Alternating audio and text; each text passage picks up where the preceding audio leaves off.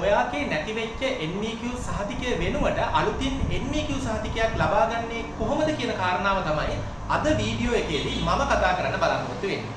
රැඳී ඉන්න The Coach YouTube channel එක සමග.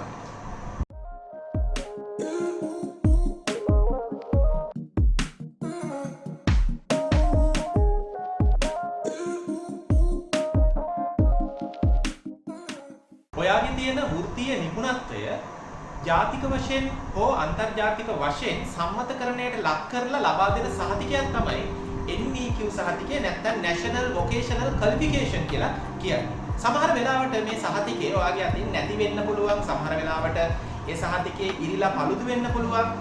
නැත්නම් දුර්වර්ණ වෙලා තියෙන්න පුළුවන්. ඉතින් සමහර වෙලාවට ඔයාට මේ සහතිකය වෙනුවට අලුත් සහතිකයක් ලබා ගන්න අවශ්‍යතාවයක් ආවොත් මේ වීඩියෝ එක ගොඩක් වැදගත් වෙයි. මේ වීඩියෝ එකේ ඇතුළත් කරුණු ගොඩක් වැදගත් වෙයි කියලා හිතනවා. ඉතින් මේ විදියට මොන වගේ සහතික යක්ද ඔයාලට ලබා ගන්න පුළුවන්. අපි දන්නවා NVQ සහතික කියව ගමන් NVQ level 1 වල ඉඳන් level 7 දක්වා සහතිකයක් තියෙනවා. ඉතින් ඔයාලට මේ ක්‍රමය ඔස්සේ NVQ level 1 වල ඉඳන් NVQ level 6 දක්වා සහතිකයක් ඔයාලට ලබා ගන්න පුළුවන් මේ ආකාරයන් ඔයාලට අධ්‍යයනය කිරීම මගින්.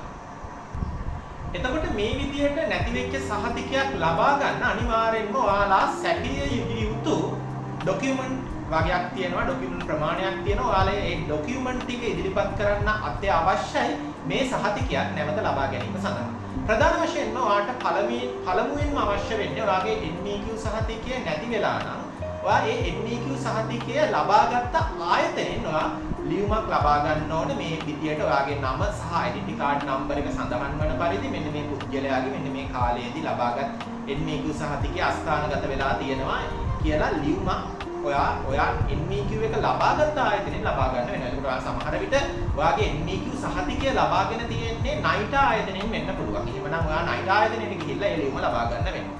නැත්තම් ඔයා සමහර විට ඔයාගේ NVQ සහතිකය ලබාගෙන තියෙන්නේ ටෙක්නිකල් කොලෙජ් එකකින් වෙන්න පුළුවන්, කොලෙජ් ඔෆ් ටෙක්නොලොජි නැත්නම් තාක්ෂණික විද්‍යාලයකින් වෙන්න පුළුවන්, නැත්නම් BTA එකකින් වෙන්න පුළුවන්, නැත්නම් තරුණ සේවා සභාවෙන් වෙන්න පුළුවන්. මේ වගේ රාජ්‍ය ආයතනයකින් වෙන්න පුළුවන්. එතකොට ඔයා අනිවාර්යෙන්ම මේ ආයතනෙට ගිහිල්ලා ලියුමක් ලබා ගැනීම අවශ්‍යයි. ඒ ලියුම ඔයාට අවශ්‍ය වෙනවා. සමහර වෙලාවට ඔයා ඒ NVQ සහතිකය ලබාගෙන තියෙන්නේ පුද්ගලික ආයතනයකින් වෙන්න පුළුවන්. මොකද පුද්ගලික ආයතන ගණනාවක් තෘතීක අධ්‍යාපන කොමිෂන් සභාව යටතේ ලියාපදිංචි වෙලා අපි කියනවා ඇක්‍රඩේට් වෙලා ප්‍රතිතනයට ලක් වෙලා පාඨමාලාවන් ලබා දෙනවා. ඒ වගේ පුද්ගලික ආයතනයකින් නම් ඔයා සහතිකය ලබාගෙන තියෙන්නේ ඒ ආයතනයට ගිහිල්ලා ඒ ආයතනයෙන් ලියුමක් ගන්න වෙනවා. ඔයා මෙන්න මේ කාලේ මෙන්න මේ පාඨමාලාව හදාarලා මෙන්න මේ සහතිකයක් ලබා ගත්තා. ඒ සහතිකය නැති වෙලා තියෙනවා. ඒ සම්බන්ධ සිද්ධිය සඳහන් කරලා ඔයා ඒ ආයතනයෙන් ලියුමක් ලබා ගන්න ඕන. ඒ වගේම ඔයාගේ ඩෙබිට් කාඩ් එකේ ෆොටෝකොපි එකක් අරගන්න ඕන සහතික කළ පිටපත. ඉතින් එන්න ඒ ડોකියුමන්ට් අවශ්‍ය වෙනවා ඔයා නැවත සහතිකයක් ලබා ගැනීමට යාමේදී. විශේෂයෙන්ම කතා කරන්න ඕන ඔයා මේ ડોකියුමන්ට් ටිකට අමතරව අනිවාර්යෙන්ම ඔයාට ලබා ගන්න සිද්ධ වෙනවා පොලිසියෙන් අරගන්න පොලිස් එන්ට්‍රියක් දාලා ලබා ගන්න එන්ට්‍රි කොපිය. මොකද ඔයාගේ සහතිකය නැති වෙලා තියෙන්නේ ඒ නැතිවීම සම්බන්ධයෙන් ඒ සිදුවීම සම්බන්ධ කරලා ලබා ගන්න පොලිස් එන්ට්‍රි කොපියක් අවශ්‍ය වෙනවා. හැබැයි මේ පොලිස් එන්ට්‍රි කොපිය අවශ්‍ය වෙන්නේ ඔයාගේ ගාව ඒ සහතිකේ නැත්නම් පමණයි. සමහර විට ඔයාගේ ගාව ඒ සහතිකේ ඉරිච්ච සහතිකයක් නම් ඒ ඉරිච්ච සහතිකේ ඔයාගේ ගාව තියෙන්න පුළුවන්. නැත්නම් paludu වෙච්ච සහතිකයක් නම් නැත්නම් දුර්වර්ණ වෙච්ච සහතිකයක් නම් ඒ සහතිකේ ඔයාගේ ගාව තියෙනවා නම් ඔයාට එන්ට්‍රි කොපියක් පොලිස් එන්ට්‍රි කොපියක් අරගන්න අවශ්‍ය වෙන්නේ නැහැ.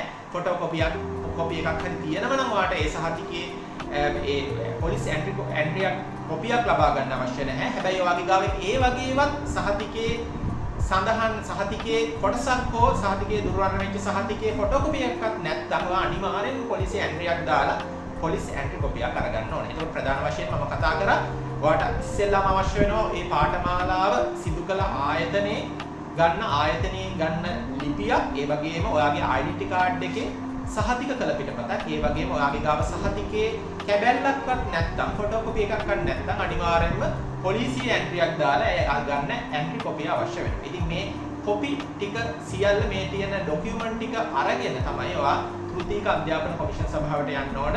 කොළඹ 5 එල්විටගල මාවතේ නිකුණතා පියසේ තුන්වන මහලේ පිහිටි තෘතීක අධ්‍යාපන කොමිෂන් සභාවට ඔයාට යන්න වෙනවා සඳුදා හෝ බදාදා යන දින දෙකෙන් එකක ගියොත් ඔයාට මේ ડોකියුමන්ට් එක ඉදිරිපත් කරලා ඔයාගේ කාරණාව කියලා ඔයාට පුළුවන් ඔයාගේ නැති වෙච්ච සහතිකයට නැවත සහතිකයක් ලබා ගන්න. ඉතින් ප්‍රධාන වශයෙන්ම කියන්න ඕනේ මේ වගේ දෙයකදී ඔයා අනිවාර්යෙන්ම ඒ ආයතනයකට තෘතීක අධ්‍යාපන කොමිෂන් සභාවට යනවා නම් ඔයාට පුළුවන් නම් උදේ පාන්දරම යන්න ගියොත් හොඳයි. මොකද එතකොට එදිනම ඔයාට ඔයාගේ සහතිකය ලබා ගන්න පුළුවන්. සමහර විට ඔයා දවල් වෙලා ගියොත් ඒ එදිනම ඒ සහතිකය ලබා ගන්න බැරි වෙන්න පුළුවන්. ඒ වගේම තමයි මේ සහතිකය ලබා ගන්න ඔයාට රුපියල් 1500ක වගේ වියදමක් යනවා. එතෙන්ට නැවත සහතිකය print කරන්න නැත්නම් මුද්‍රණය කිරීමට ඒ ගාස්තු ඔයාට ගෙවන්න සිද්ධ වෙනවා.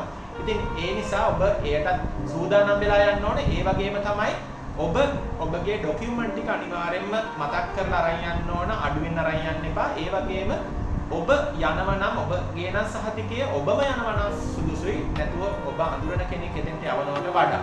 මොකද සමහර වෙලාවට ඒ ડોකියුමන්ට් වෙරිෆයි කරගන්නකොට යම්කිසි ගැටලු ඇති වුණොත් ඔබ අඳුරන කෙනෙක් එතෙන්ට ඇරියොත් එතන ප්‍රශ්නයක් ඇති වෙන්න පුළුවන්. ඒක නිසා සහතිකය ඔබේ නම් ඔබම ඒ ස්ථානෙට ගියොත් ඔබට පහසුවෙන්ම මේ කාරණය එයාලට දැනුම් දීලා ඒ තියෙන ලිපි බාර දීලා ඔයාට ඔබගේ සහතිකය ඒ ලබා ගන්න පුළුවන්. එතකොට ගොඩක් අය ඕක ගැන කතා කරනකොට අහන ප්‍රශ්නයක් තමයි එතකොට මේ සහතිකයමද ආයි ලැබෙන්නේ නැත්නම් කොපි එකක්ද කියලා.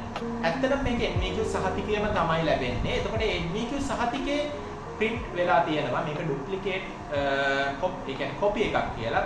මුල් සහතිකේ නැති වුණාට පසුව නිකුත් කරන සහතිකයක් කියලා නෑ. එහෙම නැතුව සහතිකයේ ෆොටෝකොපියක් එහෙම නෙමෙයි ලැබෙන්නේ. ඇත්තටම සහතිකයම තමයි අර duplicate copy කියන එක විතරයි විශේෂයෙන්ම සඳහන් වීමක් තියෙන්නේ. ඉතින් අර මුලදී ගත්ත NVQ සහතිකයේ තියෙන වටිනාකමම තියෙන සහතිකයක් ඔයාලට ඉතින් මේ ආකාරයෙන් ලබා ගන්න පුළුවන්. ඉතින් ප්‍රධාන වශයෙන්ම කියන්න තියෙන්නේ ඔයා ලබා ගන්න ඔබගේ නිපුණතාවය සම්මතකරණයට ලක් කරලා ප්‍රමිතිකරණයට ලක් කරලා ඔයා ලබා ගන්න මෙවැනි සහතික නැති කරගන්න එපා.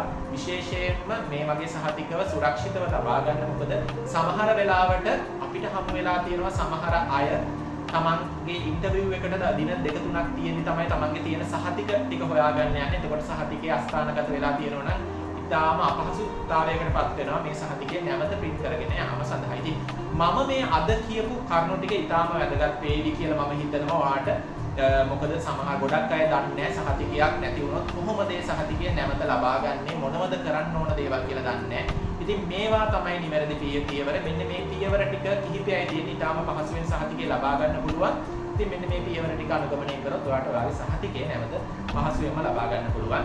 ඉතින් අද වීඩියෝ එකෙන් මම බලාපොරොත්තු වුණේ මේ පිළිබඳව ඔයාලට යම් දැනීමක් ලබා දෙන්න. මම හිතනවා මේ වීඩියෝ එක ඔයාලට වැදගත් වෙයි කියලා. වැදගත් වුණා නම් මේ වීඩියෝ එක ලයික් කරන්න, ෂෙයා කරන්න, ඔයාගේ අදහස් පල්ලෙහායින් කමෙන්ට් සෙක්ෂන් එකේ දාන්න පුළුවන්.